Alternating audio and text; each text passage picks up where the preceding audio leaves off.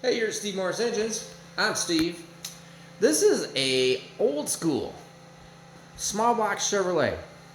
And this is what we're making our stage 1 small block Chevrolet package for. So for all you guys that are sick and tired of seeing an LS and everything, we can still do this with a small block Chevy. Not only can we do it with a small block Chevrolet in a nice, easy streetcar form, we can do it blow through carburetor. Now, we do have EFI. Now the carburetor works great. It still works like a carburetor, okay? So we can fix a lot of little things. We can do a lot of little stuff with EFI. We don't do it with a sniper. That would be full-blown EFI or a carburetor. We're not gonna do a sniper throttle body. Don't even ask us. So, but we can do it full EFI. And it picks up a little bit here or there, you know, just some drivability stuff. It is not horsepower gain to go EFI over carburetor. In fact, a lot of times it could be a little bit less. If you'd like to know about that, I'll probably do a Steve Tech video on that and explain that to you. But anyways, this particular engine is 372 cubic inches, which is a really nice combination. So that means it has a 3/480 stroke crankshaft, which is stock stroke. Good crankshaft, obviously. I think this one's in fact, I know this one's a Molnar. And then it has basically our rotating assembly, you know, with the pistons, the rods. This compression ratio on this, you know, we would set this up at 9.5 to 1 because this is a pump gas motor. So not only is this pump gas non-intercooled below through carburetor. So it has a nice, you know, it's a dart block. So it's a really good piece for 125 bore, 3/480 stroke, makes 372, and really nice little setup with a Dart 227 head. Yep, with a Dart 227 head, and we can do it with AFRs, or we'll have some other options for it. And the other big option that we have for, oh, I'm sorry, this is a solid roller. So this is a solid roller street type setup, and you'll see that it makes a lot of RPM. So that is a little bit different than the LS stuff in that you never, unless you just spend an astronomical amount of time and effort trying to make hydraulic roller work in a small block Chevrolet with high RPM, they don't RPM like an LS does with a hydraulic. But these things with a solid, with our profile stuff, are super reliable. I mean, it's all our drag week stuff. So I mean, they go, you know, hundreds of miles without even checking a valve lash on them, and that's just what they do. And they last really well. I mean, it's a nice, easy thing. Still high RPM, conventional small block Chevrolet. So the other big big thing that we have for them is right over here. You can go to our website, and we'll have up a complete accessory drive for this Serpentine F1A 94 kit. So our Serpentine accessory drive kit has power steering, alternator, and AC all over here on this side with mechanical water pump. So a true deal streetcar deal, just like drop in, plug and play, hook up to your old small block Chevrolet headers, and rock and roll.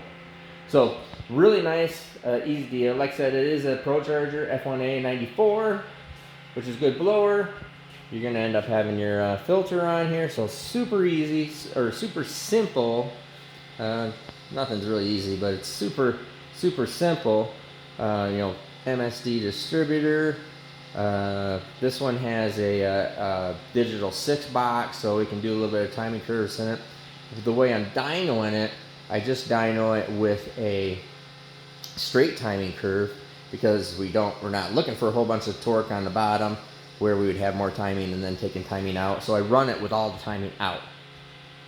So because they just make enough horsepower in the streetcar application, I really don't care. But in the digital MSD6, we will put a little bit of timing curve in it, still take timing out. So I'm just explaining to you that I already am running this with all timing out. So it would make more torque. Well, not much, sorry, torque's the wrong term. It would make more lower end horsepower if I put the timing in it. But we're not going to do that because it's not really necessary. And it also keeps it safer because on pump gas, loading real hard with a bunch of timing, trying to make a whole bunch more horsepower than what you need to, that's the real danger area down there below peak torque, throwing timing at it. Excuse me. So, anyways, I'm gonna go out and make a hit on this thing, and we'll talk about it a little bit more.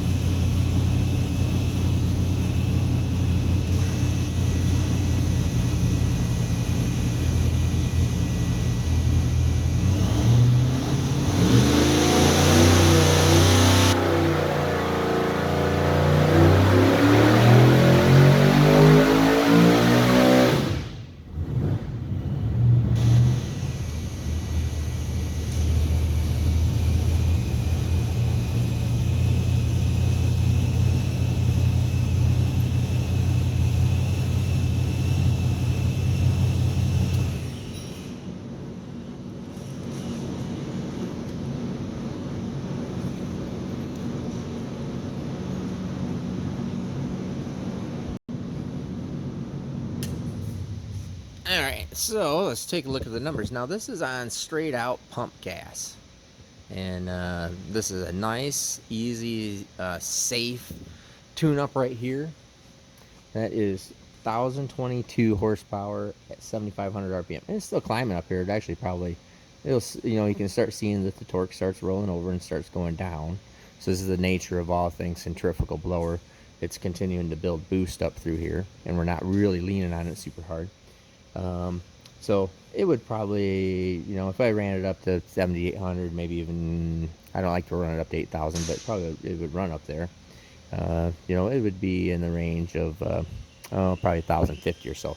But right through here, 1022 torque, 737. But you can see torque starts out way down here at 3,500 at 531 foot-pounds of torque. It's right up to 700, and then just really stays up there flat all the way from basically 5,000 all the way to 7,500. So, real nice. That is a really super nice, easy, torque curve there. Now let me show you the boost here.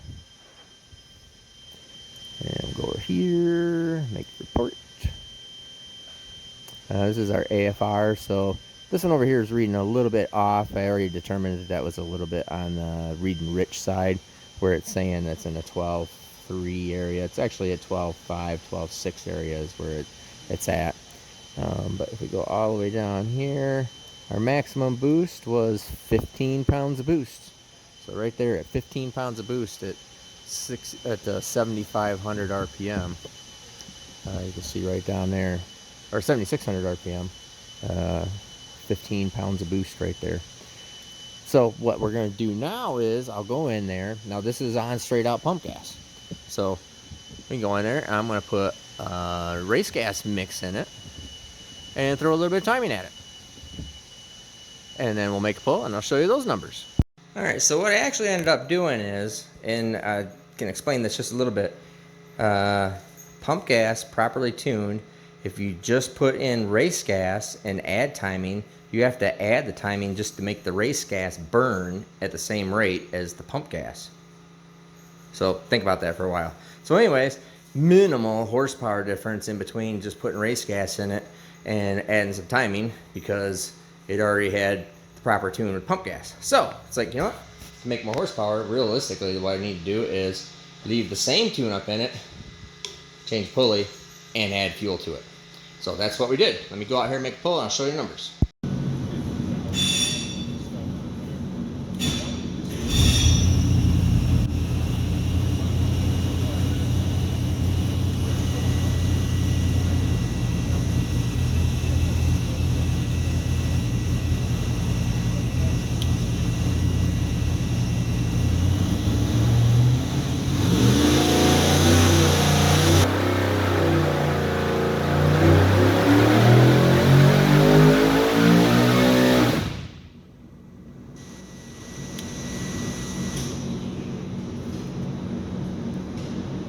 Alright. And if you ever watch a lot of our videos, I'll tell you every once in a while that it's the way the dyno absorber hits the engine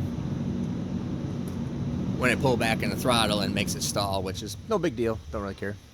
Shut the fan off here. So what we did was just do a pulley change, add some race gas mix to it, and we just made. And you can still see it's still climbing up here because it's still happy. So, but we're just going to kind of lay it or chop it off right there. But 1143 at 7,500 RPM. So it's just a pulley change. Add some octane to it, and keeping the same tune. Everything's the same carburetor, same ignition timing. Just add boost and add. Well, it adds fuel add boost and add octane. And carburetors take care of themselves within reason. And let's see what we made for boost here, comparatively speaking. So I made 4 more pounds of boost. We start running out of that blower, starts getting to a little bit of a point where it's there. But you can see right here, 19 pounds of boost is what made it 7,500 versus 15 before. So real nice solid piece, 804 on torque, real flat, broad right out there. I think this is going to be a real good deal. This particular engine is for John Boardman and his Gen 2 Camaro. So like I said, keeping an old school small block Chevrolet. Easy 1,000 horsepower on pump and change of pulley, and 1150-ish on race gas. Anyways, I'm Steve Morse, Steve Morse Engines. Have a great day.